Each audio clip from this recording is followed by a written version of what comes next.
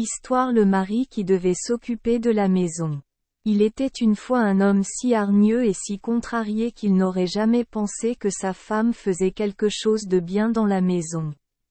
Ainsi, un soir, pendant la fenaison, il rentra chez lui en grondant et en jurant, en montrant les dents et en faisant de la poussière. Cher amour, ne sois pas si en colère. C'est un homme bon, dit son bonhomme. Demain, changeons de travail.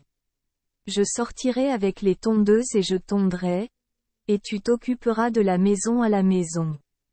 Oui. Le mari a pensé que cela ferait très bien l'affaire. Il était tout à fait disposé, dit-il. Ainsi, tôt le lendemain matin, sa bonne prit une faux sur son cou, et sortit dans le champ de foin avec les faucheuses et commença à tondre. Mais l'homme devait s'occuper de la maison et faire le travail à la maison. Tout d'abord, il voulait baratter le beurre, mais après avoir baratté un moment, il eut soif et descendit à la cave pour tirer un tonneau de bière. Ainsi, au moment où il avait frappé dans la bonde et était en train de mettre le robinet dans le tonneau, il entendit au-dessus d'elle le cochon entrer dans la cuisine.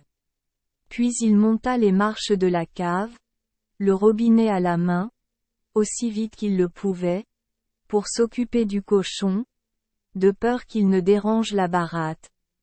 Mais quand il se leva et vit que le cochon avait déjà renversé la baratte et qu'il restait là, se déchaînant et grognant parmi la crème qui coulait partout sur le sol, il devint si fou de rage qu'il oublia complètement le tonneau de bière.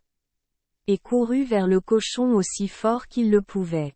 Il l'attrapa aussi au moment où il sortait en courant et lui donna un tel coup de pied que le cochon gisait pour mort sur place.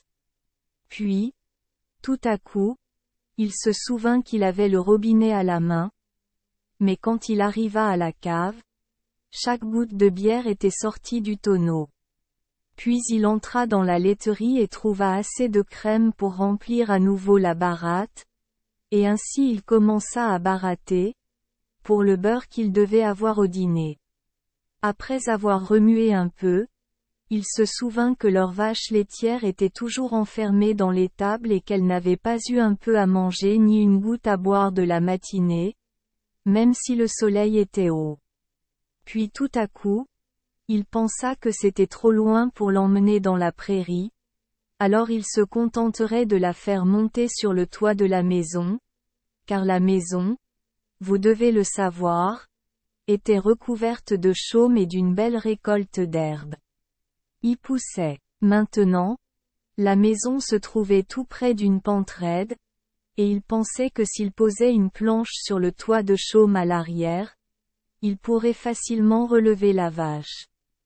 Mais il ne pouvait toujours pas quitter la baratte, car il y avait son petit bébé qui rampait sur le sol, et, si je le laisse, pensa-t-il, l'enfant peut le bouleverser en toute sécurité. Il prit donc la baratte sur son dos et sortit avec. Mais ensuite il pensa qu'il ferait mieux d'abreuver la vache avant de la jeter sur le toit de chaume. Alors il prit un seau pour puiser l'eau du puits. Mais, comme il se baissait au bord du puits, toute la crème s'écoulait de la baratte sur ses épaules, et ainsi descendait dans le puits. L'heure du dîner approchait et il n'avait même pas encore reçu le beurre. Alors il pensa qu'il ferait mieux de faire bouillir le porridge. Il remplit la marmite d'eau et la suspendit au-dessus du feu. Après avoir fait cela, il pensa que la vache pourrait peut-être tomber du chaume et se casser les pattes ou le cou. Alors il est monté dans la maison pour l'attacher. Il attacha une extrémité de la corde au cou de la vache et glissa l'autre dans la cheminée et l'attacha autour de sa propre cuisse. Et il dut se dépêcher, car l'eau commençait maintenant à bouillir dans la marmite, et il lui restait à moudre les flocons d'avoine.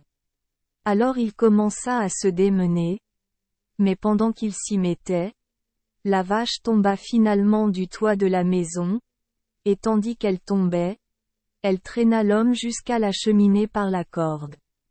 Là, il est resté fidèle. Et quant à la vache, elle pendait à mi-hauteur du mur, se balançant entre ciel et terre, car elle ne pouvait ni descendre ni monter. Et maintenant, la bonne avait attendu 7 longueurs et 7 largeurs pour que son mari vienne les appeler à la maison pour le dîner. Mais ils n'ont jamais reçu d'appel. Finalement, elle pensa avoir attendu assez longtemps et rentra chez elle.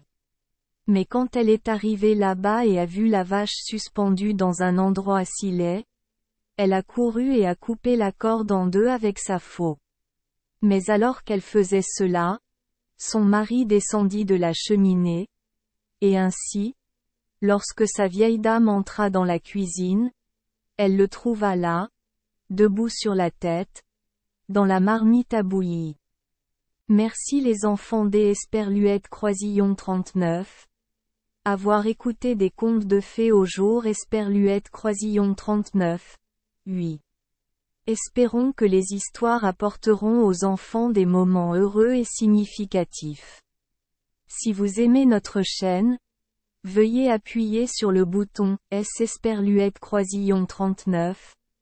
Abonner, pour ne manquer aucune histoire intéressante.